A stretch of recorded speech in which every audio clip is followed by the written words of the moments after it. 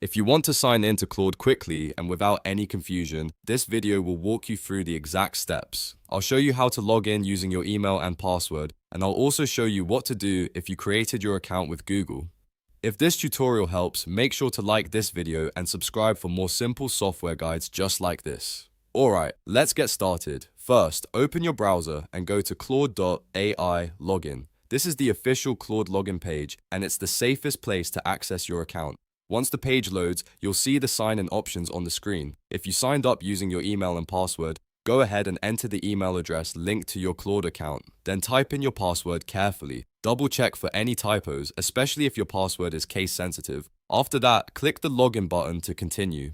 If you created your Claude account using Gmail, then you do not need to type in a password on this page. Instead, click Continue with Google.